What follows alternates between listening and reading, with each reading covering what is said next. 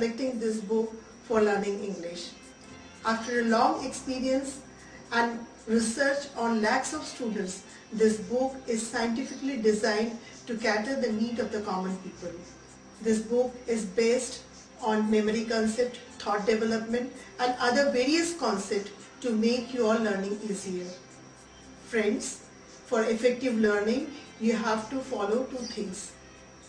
You have to watch each and every video at least for 4 times and teach it to others, or stand in front of mirror and teach it to yourself. Second, you have to read newspaper loudly for 10 minutes every day. Friends, if you read this book and watch videos, I'm sure that within 15 days time, you will start speaking English effectively and confidently. With all good wishes and success, thank you.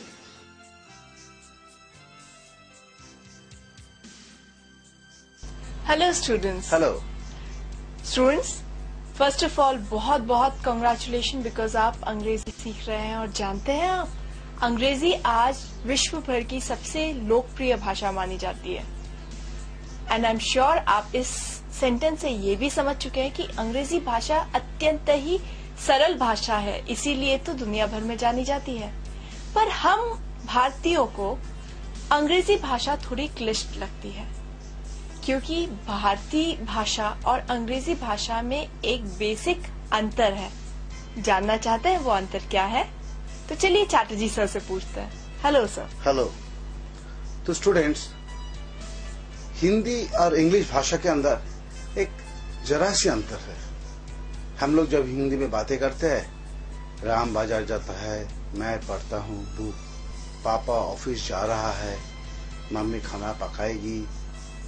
तो मैं क्या कर रहा हूँ, mummy खाना पकाएगी, मतलब जो main क्रिया होता है ये हम सेंटेंसेस के एकदम आखिरी में बोलते हैं. जबकि इंग्लिश में ऐसा नहीं है. इंग्लिश में कैसा होता है, मैं पढ़ता हूँ किताब, वो खेलता है फुटबॉल, और हिंदी में वो फुटबॉल खेलता है. मतलब सब्जेक्ट के बाद ऑब्जेक्ट लगाकर उसके बाद क्रिया को हिंदी में बोला जाता है, जबकि इंग्लिश में सब्जेक्ट, क्रिया और ऑब्जेक्ट बोला जाता है. राइट? तो ये साधारण अंतर है. जब हम आगे डिस्कस करेंगे आप इसको बहुत अच्छी तरीके से समझ जाएंगे. सबसे पहले हम शुरू करेंगे वर्ब्स यानी क्रिया से. क्रिया का 4 रूप होता है, ये तो आप भी जानते हैं. गो, वेंट, गॉन, गोइंग. गो मतलब इसको सिंपल प्रेजेंट कहा जाता है ग्रामेटिकली, हम इसको फर्स्ट फॉर्म कहते हैं. वेंट यानी सिंपल पास्ट जो ग्रामेटिकली कहा जाता है, और हम कहते हैं सेकेंड फॉर्म.